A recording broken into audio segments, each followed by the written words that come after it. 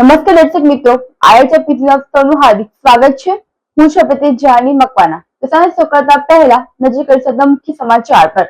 વડોદરાના નકલી પીએસઆઈએ ભરૂચમાં પણ વૃદ્ધને નિશાન બનાવી 1 કરોડ 5 લાખ પડાવ્યા હોવાની ફરિયાદ। જમીન વૃદ્ધને પરત અપાવવાની લાલચે ગઠિયાએ એસઆઈટીના મેમ્બર તરીકે ઓળખ આપી 1 કરોડ 5 લાખ પડાવતા પોલીસ ફરિયાદ નોંધાઈ। આંબેડકર શોપિંગ સેન્ટરની લોબીમાં બાયોમેડિકલ વેસ્ટના નિકાલને લઈ આરોગ્ય તંત્ર અને પાલિકા તંત્ર દોડતું। પાલિકાએ 2 દિવસ ખુલાસાની માંગણી સાથે નોટિસ ફટકારી તો આરોગ્ય વિભાગે માફી પત્ર લખાવ્યો હોવાના અહેવાલ। ભરૂચના બાયપાસ ચોકડીથી કંથાળિયા સુધીના માર્ગ ઉપરનું દબાણ દૂર કરાયું। માર્ગો પહોળા થતા વાહન ચાલકોને રાહત। વોટ ચોર ગદ્દી છોડના નારા સાથે કોંગ્રેસ કાર્યાલય ઉપર મહત્વની બેઠક મળી। 5 ડે વીક સહિત વિવિધ પડતર માંગણીઓને લઈને ગુજરાતમાં અંદાજે 15,000 અને દેશભરમાં આશરે 8 લાખ બેંક કર્મચારીઓ આજે હડતાળ ઉપર ઉતરતા ભરૂચ જિલ્લામાં બેંકિંગ સુવિધા પણ સંપૂર્ણપણે ખોરવાઈ ગઈ।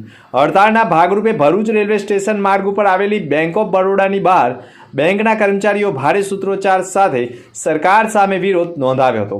બેંક કર્મચારીઓ દ્વારા વર્ષ 2015થી 5 દિવસના કામકાજના સપ્તાહની માંગણી કરવામાં આવી રહી છે, પરંતુ સરકાર દ્વારા હજી સુધી કોઈ નક્કર નિર્ણય લેવામાં ન આવતા કર્મચારીઓમાં ભારે આક્રોશ જોવા મળ્યો હતો।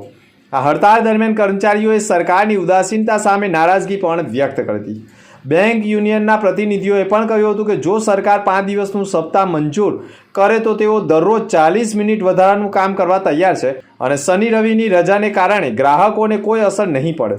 તેમનું કહેવું છે કે અન્ય સરકારી વિભાગોની જેમ બેંક કર્મચારીઓને પણ 5 ડે વીકનો હક મળવો જોઈએ। અત્રે ઉલ્લેખનીય છે કે શનિ રવિ તેમજ 26 જાન્યુઆરીની રજા બાદ સતત ચોથા દિવસે પણ બેંકો બંધ રહેતા ચેક ક્લિયરન્સ, રોકડ ઉપાડ જમા સહિતના વ્યવહારો ઠપ થઈ ગયા હતા। ભરૂચ બાયપાસ ચોકડીથી કંથાળિયા ગામ સુધીના જાહેર માર્ગ ઉપર ઘણા લારી ધારકો રોડની સાઈડ ઉપર અડીંગો જમાવવા સાથે દુકાનના વેપારીઓ પણ રોડ સુધી દબાણો કરી બેસતા અને મોટા પ્રમાણમાં લોકો પોતાના વાહનો માર્ગ ઉપર જ મૂકી દેતા ટ્રાફિક જામની સમસ્યા ગંભીર બનતા ભરૂચ નગરપાલિકા પ્રાંત અધિકારી સહિતના વિવિધ વિભાગના અધિકારીઓએ પોતાની ટીમ સાથે રોડ ઉપર દબાણ કરનારા લારી ધારકો અને દુકાનના વેપારીઓનું ગેરકાયદેસર દબાણ દૂર કરી માર્ગને પહોળો કરી વાહન વ્યવહાર માટે ખુલ્લો મૂકતા વાહન ચાલકો અને રાહદારીઓને ટ્રાફિક જામથી મુક્તિ મળતા રાહત અનુભવી રહ્યા છે। ભરૂચ નગરપાલિકા અને અન્ય વિભાગના અધિકારીઓએ ગેરકાયદેસર દબાણો અને અન્ય દબાણો પણ દૂર કરવાની કામગીરી દર અઠવાડિયે અથવા તો દર 15 દિવસે કરવામાં આવે તો જે પ્રકારે તંત્રની કામગીરી પછી પણ દબાણકારો હમ નહીં સુધરેંગેની સ્થિતિમાં થતા હોય છે, જેથી કાયમી ધોરણે દબાણો દૂર કરવાના પ્રયાસો તંત્ર કરે તો જ ભરૂચને ટ્રાફિકમાંથી મુક્તિ મળી શકે તેમ છે। વડોદરામાં એક ઈસમે 4 વ્હીલ ગાડીમાં પીએસઆઈની ખાખી વર્દીમાં ફરતો હોય અને તેના કપડા ઉપર નેમપ્લેટ એમઆઈ સોદાગર એએસઆઈ તથા પોલીસનું આઈ કાર્ડ કે જેમાં એસઆઈટી તરીકેનો રબર સ્ટેમ્પ મારેલો હતો।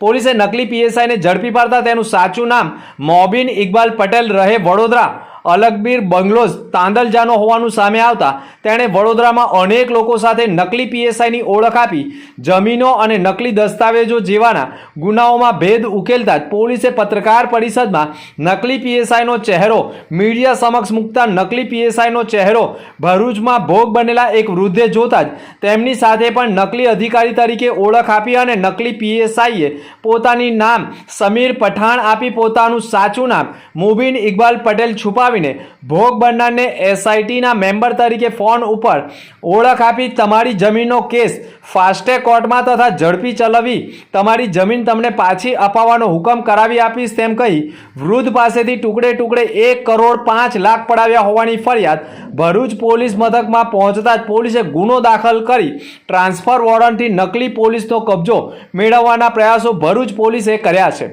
જો કે આ જ નકલી પીએસઆઈ ભરૂચ જિલ્લામાં અન્ય કેટલા લોકોને ભોગ બનાવ્યા છે તે તપાસનો વિષય બની ગયો છે, પરંતુ દહેજ પંથકની એક જમીનનું પણ પોઝેશન ખાખી વર્દીમાં ગેરકાયદેસર રીતે લીધું હોવાનું સૂત્રો પાસેથી જાણવા મળી રહ્યું છે।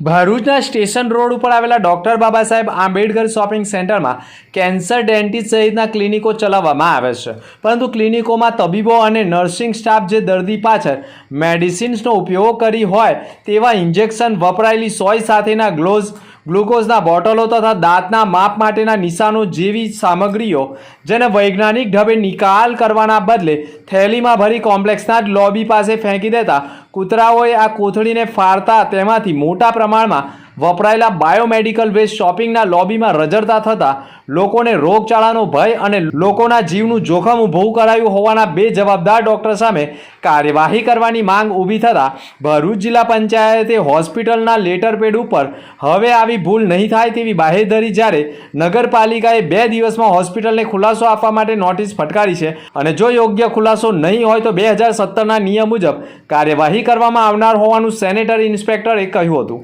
આદિવાસી યુવા જાગૃતિ ક્રિકેટ ટુર્નામેન્ટ સિઝન 3નું આયોજન આદિવાસી સમાજમાં એકતા વધે તેમાં સમાજમાં રહેલા ખેલ પ્રતિભાને પ્રોત્સાહન મળે તે હેતુથી કરવામાં આવ્યું હતું. આ ટુર્નામેન્ટમાં આદિવાસી સમાજની કુલ 32 ટીમોએ ભાગ લીધો હતો.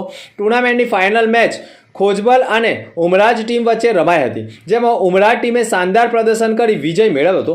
વિજેતા ટીમને આમંત્રિત મહેમાનોના હસ્તે ટ્રોફી અને ઇનામ આપી સન્માનિત કરવામાં આવ્યા હતા. આ પ્રસંગે હળદવા ગામના સરપંચ રાજુભાઈ પટેલ, ટ્રસ્ટના ટ્રસ્ટી સતીશ વસાવા તેમજ સભ્યો નવીનભાઈ, સુરેશભાઈ સહિત અન્ય આગેવાનો જોડાયા હતા અને મોટી સંખ્યામાં આદિવાસી સમાજે ક્રિકેટ ટુર્નામેન્ટમાં ભાગ લીધો હતો.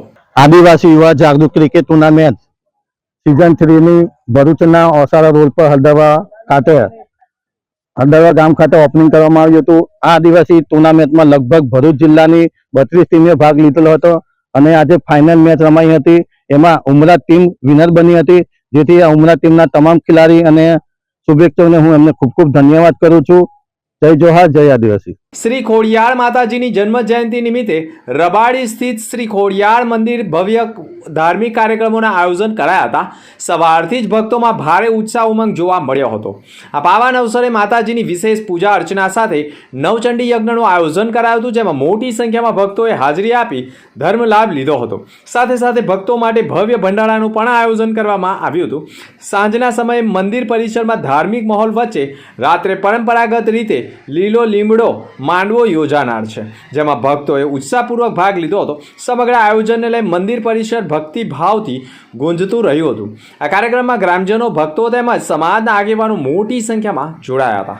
ભરૂચ જિલ્લામાં આવતી તમામ વિધાનસભામાં ખોટી રીતે મતદારોના નામ ફોર્મ નંબર 7 ભરી કાઢી નાખવામાં આવેલ હોવાના આક્ષેપ સાથે કોંગ્રેસ દ્વારા રાષ્ટ્રવ્યાપી વોટ ચોર ગદ્દી છોડ અભિયાન હાથ ધરવામાં આવ્યું છે, જેના સંદર્ભમાં ગુજરાતના તમામ જિલ્લાઓમાં એક નિરીક્ષકની નિમણૂક કરવામાં આવી છે. જે અંતર્ગત ભરૂચ જિલ્લા કોંગ્રેસ કાર્યાલય ખાતે પૂર્વ ધારાસભ્ય ગયાસુદ્દીન શેખની અધ્યક્ષતામાં બેઠક મળી હતી, જેમાં આ અંગે ચર્ચા વિચારણા કરવા સાથે આગળની કાર્યવાહી કરવા અંગે નિર્ણય કરવામાં આવ્યા હતા. ગયાસુદ્દીન શેખે કહ્યું હતું કે ભાજપ દ્વારા આ અંગે કાવતરું ઘડી યોગ્ય મતદારોના નામ મતદાર યાદીથી દૂર કરવાનું કાવતરું ઘડવામાં આવ્યું છે. આગામી દિવસોમાં ન્યાયાલયના દ્વાર પણ ખખડાવવામાં આવશે. લોકોએ તેઓના યોગ્ય પુરાવા સાથે કોઈ પણ ગભરાટ કે ડર વિના BLO સમક્ષ રજૂઆત કરવા પણ તેઓએ આહવાન કર્યું હતું. આ બેઠકમાં ભરૂચ જિલ્લા કોંગ્રેસ પ્રમુખ સહિત શહેર પ્રમુખ સલીમ અમદાવાદી સહિતના આગેવાનો જોડાયા હતા. અગમકી સમાચાર પર ફરી એક નજર.